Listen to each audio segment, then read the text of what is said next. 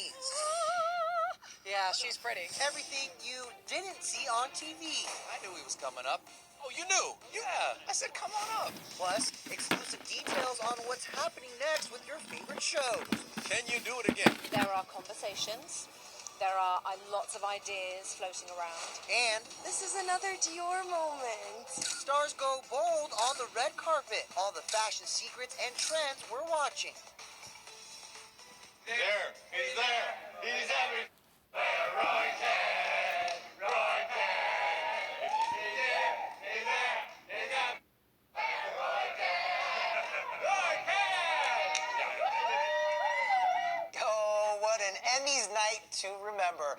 Welcome to ET Live, the download, everybody. The 2021 Emmy Awards brought out the stars, but not all of the best moments made it to TV. That moment with the Ted Lasso cast is just one of the things our cameras captured behind the scenes. Heading into Sunday's Emmys, Ted Lasso already had 3 Creative Arts Emmys under their belts, and their wins, y'all, just kept rolling in. It was like goal after goal after goal. Get it, soccer pun. Okay, the feel-good show and its cast earned 4 Emmy statues on Sunday, including the honor for Outstanding Comedy Series, edging out the show Hacks for a grand total of 7 Emmy Awards out of the 20 it was nominated for, which, by the way, marks the most of any comedy series. Fans like Cass couldn't have been happier for the show's creator and star Jason Sudeikis, who won his first Emmy ever, and in the lead actor category, no less. He was the favorite to win after taking home a Golden Globe for the role earlier this year.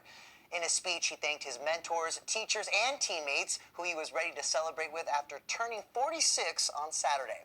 Here's what he told ET's Nichelle Turner and Kevin Frazier after accepting this award. It's not bad. I mean, it's not bad.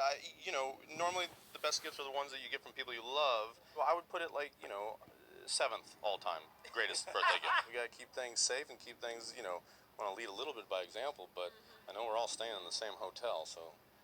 Yeah. The turn-up will be real. Yes. They'll buy out the bar. Yeah, exactly. Yeah. Cash bar.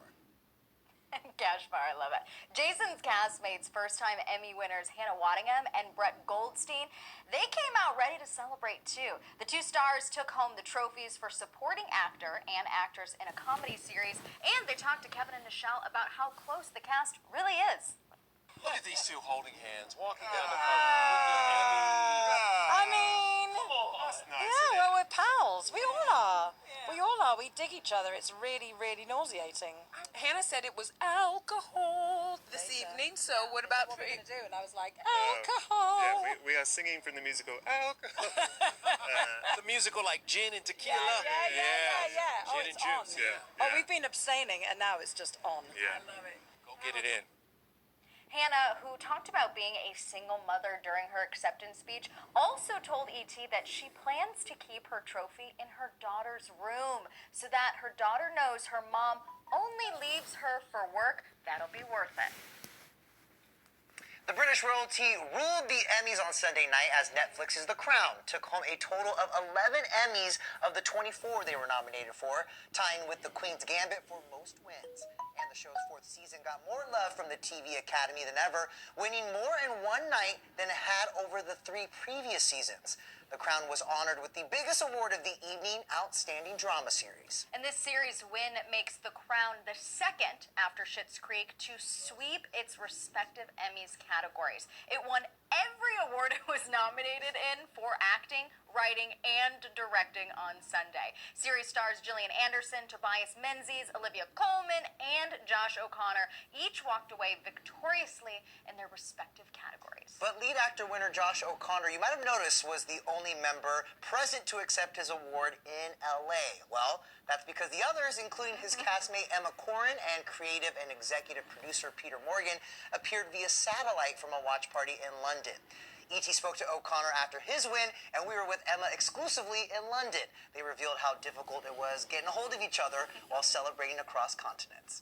I've got a US phone on me, and I forgot to bring my UK phone, and I suddenly realised that the entire cast and crew of The Crown have my UK number and not my US number. So when I get back to the hotel, I'm sure I'll have to text them, and they'll text me and whatever. But I've been speaking to Emma, and it's been such an amazing night for us, and yeah, I'm very appreciative. Yeah, I've just been on FaceTime to him, and our hotels we sort of been screaming at each other down the phone, thinking what is happening, and just, yeah, it's sad we can't be together for this one. They're going to have to get together to celebrate in the same room because that was quite the night for the Crown. I also think it's time I give the Crown a second chance. I didn't make it past Apparently episode 5 this was the season. I know. Well, listen, one thing we do know is that the royal family, or at least some of them, have confessed to watching the show. I haven't, but Prince Harry and Meghan Markle have. Creator Peter Morgan admitted it does add to the pressure as he continues to write the show. They've been watching from the beginning. But I don't. Look. I always feel pressure because it gets harder when the time moves closer to present day, because there's a danger, of that people are. It's easier to write about distant history. No one will have strong feelings about that. A lot of people have a lot of strong feelings about this subject, and sometimes that can get you, the pressure of that. But I don't think seasons 5 and season 6 are going to be any less dramatic. It's not an award show without some criticism over who won and who didn't. Joining us now to break down the Emmys backlash and a few bright spots of the night is Variety senior correspondent Elizabeth Wagmeister. Hi, Lizzie. How you doing? Hi, doing well. So good to see you both. So good to see you. We have a lot to get to, so let's jump right in. No actors of color won last night. How much did that surprise you given the strong performances and also the record number of nominations this year? This was a huge shock. As you said, Danny, there was a record amount of nominations. 49 actors of color were nominated this year at the Emmys, which was a huge increase from the year before and the most in Emmys history. So the fact that 0 acting awards went to actors of color was a huge shock and also a major disappointment. Now, obviously, the space is so crowded. There's only so many slots to even be nominated. And as we know, there's so much content out there. But still, with the great performances and with the record nominations, it really felt like a night to be on the right side of history, and the mark was missed. With all that being said, moving on to Pose star MJ Rodriguez. She was poised to make Emmy history with a win. Her nomination already had made history, but before the ceremony, she told ET's Kevin Frazier that a win would not have just been for her, it would have been for all of the communities she's a part of. Take a quick listen to this. I really have taken the moment to just let it sink in and just really taking the moment and understand that this is for not just me, but it's for a community that a lot of people never understood. Listen, a lot of us are mixed with a multitude of things. We're a lot of intersectionality, so we got to show up for every single part of those. Pose, which ended this year, ended up walking away with no wins for it, or even for Billy Porter. So, Elizabeth, what do you think happened with that series and Emmy voters? This again is a case of the space being too crowded, but also, as the two of you were just talking about, the Crown completely swept the awards. Emmy voters, and quite frankly, all voters for all award shows, they like what they like. And The Crown is a show that Emmy voters love. They love a period piece. They love the Brits. Last night was a true British invasion. And I think right now the royals are just really in the zeitgeist. With Harry and Meghan, there's so much there. And of course, this season did focus on Princess Diana, who, of course, is so beloved. But MJ said it perfectly, that her award would have meant so much to a larger community that really does need to see themselves represented. Representation is so important. But as you said, Cassie, and I'm a half glass full type of gal, so I agree with you, she already made history as the first trans actor to be nominated for a major award. With that being said, do we know what the breakdown of Emmy voters is, especially when it comes to people of color and members of the LGBTQIA community? Because I feel like that plays a huge part into who ends up walking away with that Emmy in their hand. You're absolutely right. It does play a huge part. We don't know the breakdown of the Emmy voters yet, but funny you should ask, because we are looking into it at Variety right now, because of course, with the turnout from last night, we are curious, and we know that the TV Academy, also the Film Academy for the Oscars, they have made big strides to further increase representation within this voting body. It is the most diverse that it's ever been, but we don't know the breakdown quite yet. And we all know the Golden Globes recently has come under heavy scrutiny. There's been a lot of backlash there with their voting body. So this seems to be all too familiar, happening again and again and again. I'm really curious to see those numbers. I know if anyone's going to get the receipts, it's you, Elizabeth. No pressure.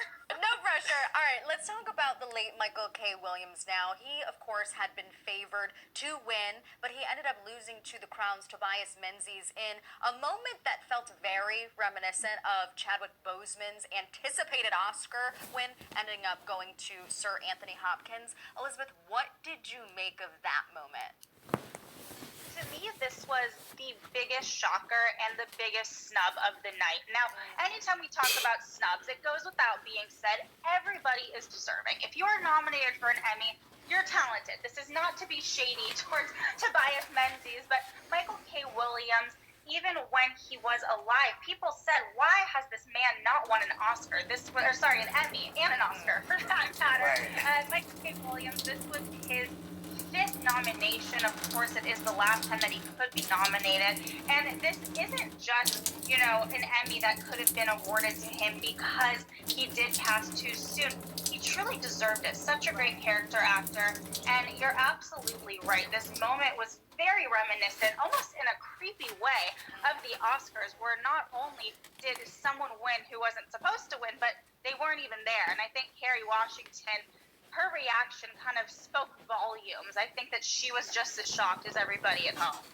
Now, there were a few bright spots which we want to highlight here. I mean, first of all, how epic was Michaela Coel's historic win for writing in a limited series for I May Destroy You? And also, Elizabeth, what kind of impact could it have moving forward? This is huge, and this was a major moment of the night, and I'm so glad that you asked about it because Michaela Coel deserves to be applauded, celebrated, and spoken about. She was snubbed by the Golden Globes. She got 0 nominations. That was a huge talking point. She's the creator of I May Destroy You, and last night when she won for writing for a limited series, she became the first Black woman to ever win in that category.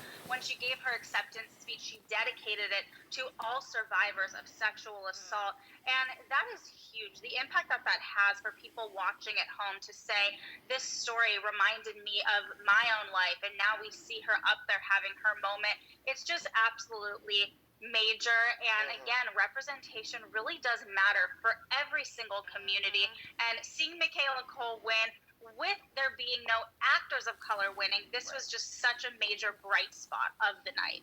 And that Emmy is a bright accessory to go with that amazing Emmy's look. And that bright look that she was Just rocking. incredible. Right. Oh my gosh, Elizabeth, amazing. Exactly. Elizabeth Wagmeister with Variety, thank you so much for being here and for all of that insight. Now go get some rest. I know it was a late night. You too. Thank you. Coming up on the download, we are recapping all the